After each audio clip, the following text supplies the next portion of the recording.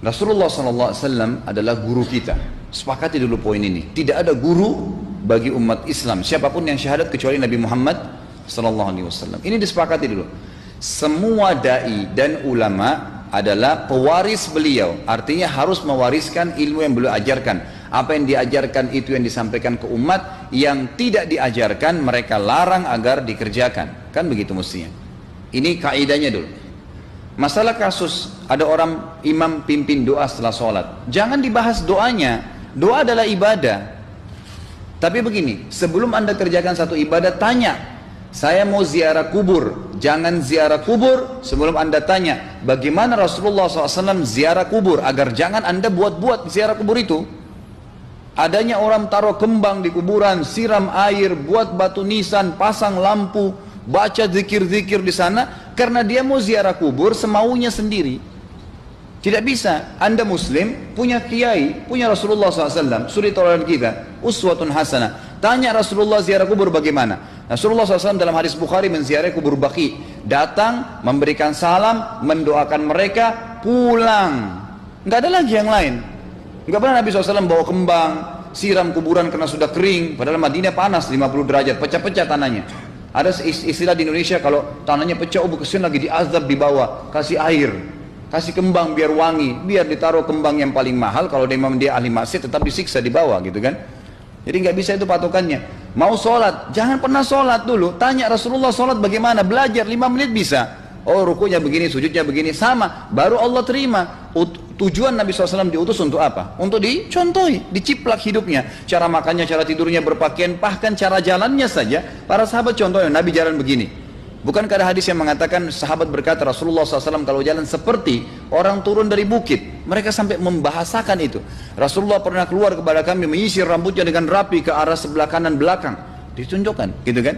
Rasulullah SAW menyukai ini. Rasulullah SAW memakan dengan cara begini. Diajarkan kepada kita semua agar kita contohin. Yang jadi masalah bagi kita ini, kita selalu mau buat apa-apa yang tidak diperintahkan oleh Nabi SAW. Selalu alasannya baik. Sekarang kasus berdoa setelah sholat. Doa adalah ibadah, nggak ada masalah doa. Tapi kalau kita mau ikat antara sebuah ibadah dengan ibadah yang lain, tanya dulu, Rasulullah pernah ikat nggak? Pernah pertemukan nggak? Ziarah kubur dengan baca Quran. Ziarah kubur ibadah, baca Quran ibadah. Pernah nggak Nabi baca Quran di kuburan? Itu tanya. Nggak ada riwayat Nabi SAW pernah baca Al-Fatihah untuk orang mati atau baca di ayat Al-Quran. Datangkan dalilnya coba. Nggak ada satu hadis pun menjelaskan masalah itu. Lalu kenapa anda buat? Oh karena saya mau buat ibadah. Baik, ibadah yang Nabi ajarin. Salam, doain, selesai. Jangan lebih daripada itu. Masa anda lebih pintar dari Nabi Muhammad SAW?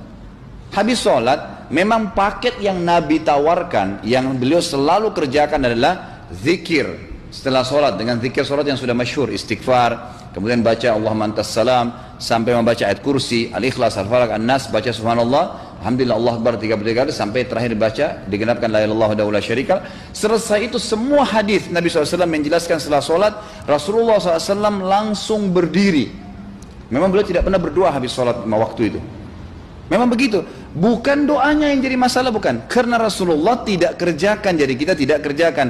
Saya tekankan dalam pengajian saya, kalau anda punya hajat berdoa, berdoalah setelah sholat ba'diyah. Insya Allah aman. Karena sudah lepas dari paket yang Nabi tentukan. Selama Rasulullah SAW sudah mencontohkan dan memerintahkan sebuah perbuatan, ditentukan tempatnya, jumlahnya, waktunya, jangan pernah dilanggar. Habis sholat bacalah subhanallah 33, alhamdulillah 33, Allah akbar 33. Jangan anda bilang saya bisa baca 100. Loh, Rasulullah suruh 33 kok. Ditentukan, jangan lebih pintar. Nanti setelah sholat, jangan ikutkan dengan paket rangkaian sholat ini. Di luar waktu sholat anda membaca 100, silahkan. Karena nggak ada penekanan di situ. Kalau ada penekanan waktu, tempat, dan jumlah, jangan dibantah. Anda pengikut Rasulullah atau bukan gitu kan? Harus jadi jelas. Yang membuat umat ini di Indonesia juga jadi masalah sekarang, karena mau buat sendiri. Semaunya sendiri. Kenapa akhi, kenapa Pak Kiai, kenapa Habib, kenapa Ustadz, kenapa buat ini? Bukankah Rasulullah tidak mencontohkan? Oh nggak apa-apa, ini kan baik. Loh, kalau semua orang berkata seperti anda, apa yang tertinggal dari agama kita? Kira-kira apa lagi yang tertinggal? Nggak ada kemurnian agama, karena semua orang mau buat semaunya. Gitu kan? Semaunya sendiri. Pindah rumah, baca berzanji. Apa itu berarti sejarah Nabi? Kenapa baca berzanji saudaraku? Rasulullah waktu pindah rumah pernah baca-baca gitu nggak? Nggak pernah. Kenapa dibuat? Anda muslim bukan? Muslim. Ya saya harus ikuti. Kalau tidak akan terus ini mengakar nih. Anda buat satu bid'ah sekarang, bid'ah itu lawannya sunnah. Anak Anda akan buat 10 bid'ah, cucunya akan buat 100 bid'ah, akan banyak bid'ah merakar di masyarakat, dan agama akan ditinggalkan.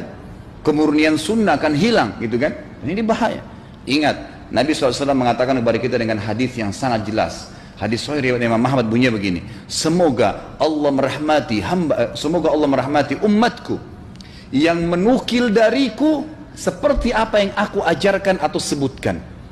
Sampai ulama hadis mengatakan Nabi ucapin habis sholat astagfirullah, maka sahabat tidak ada berani menambah azim. Nggak ada sahabat yang bilang astagfirullah azim habis sholat, nggak ada. Astagfirullah saja karena Nabi ucapin itu. Mereka mengakui tidak lebih pintar daripada Nabi SAW. Kenapa kita harus tambah astagfirullahaladzim wali walidayya wali muslimin, panjang? Dari mana ini semua? Ditambah-tambah, diembel-embelin, kenapa? Akhirnya keluar dari ajaran Nabi Muhammad SAW. Ini masalah gitu kan? Kenapa harus dilakukan? Peringatan maulid Nabi sudah sering saya ingatkan. Anda tanya semua yang buat maulid, kapan maulid itu sejarahnya ada? Semua buku sejarah menjelaskan tahun 230 Hijriah. Nabi meninggal tahun berapa? 11 Hijriah. Gitu kan? 11 Hijriah. Lalu kenapa harus ada dilakukan? Dan dari mana sejarahnya? Yang membuat pertama adalah orang-orang Syiah. Sejarahnya jelas dari Fatimiyah. Semua buku sejarah sepakat mengatakan bahwasanya maulid munculnya di zaman Fatimiyah. Dinasti Fatimiyah, orang-orang Syiah di Mesir, gitu kan? Dan mereka punya 6 macam maulid yang sampai hari ini masih dikerjakan di Iran. Ada maulid Nabi SAW, Hasan, Husain, Ali, Fatimah, dan raja mereka. Sampai hari ini masih ada. Kenapa orang-orang waktu baca maulid, baca salawat sambil berdiri pegang tangannya taruh di dada? Karena keyakinan orang Syiah, ruhnya Nabi SAW sedang lewat. Anda tahu nggak itu?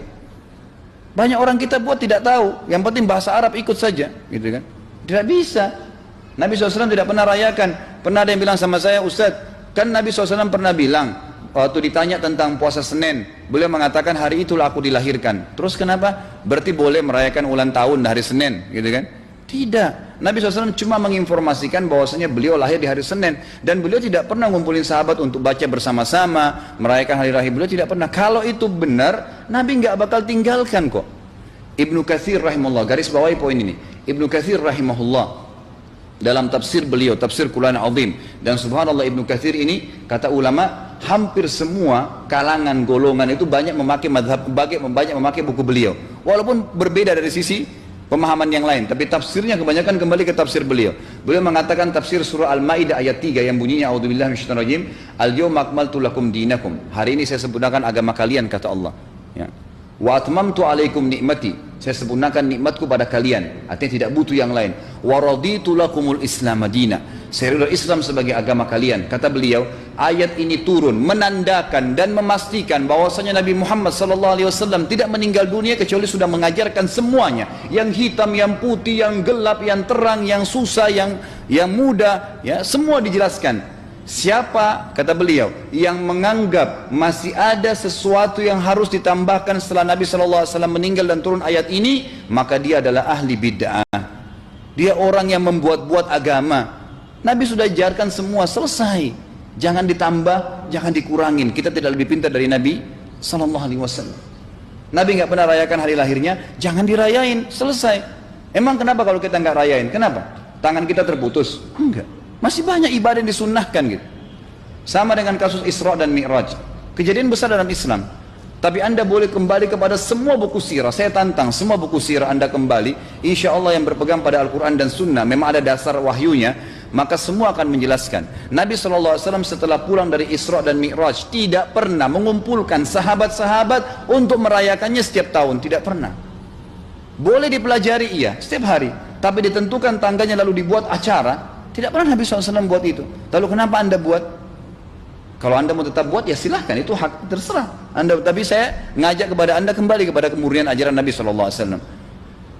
Kita tidak akan pernah kembali, kata Syekh Utsaimin rahimahullah, umat Islam ini akan kembali kepada kejayaan mereka kalau mereka betul-betul kembali kepada ajaran Rasul mereka Muhammad SAW. Murnikan ajaran Nabi, yang jalankan seperti yang beliau ajarkan, selesai, akan aman. Pasti akan kembali kejayaannya. Kita nggak bisa saling menghardik, saling menyalahkan yayasan ini, organisasi ini, kelompok ini, karena masing-masing mau beristidlal sendiri, mau menjalankan sendiri hukum-hukum agama ini, bukan mengikuti sunnah Nabi SAW.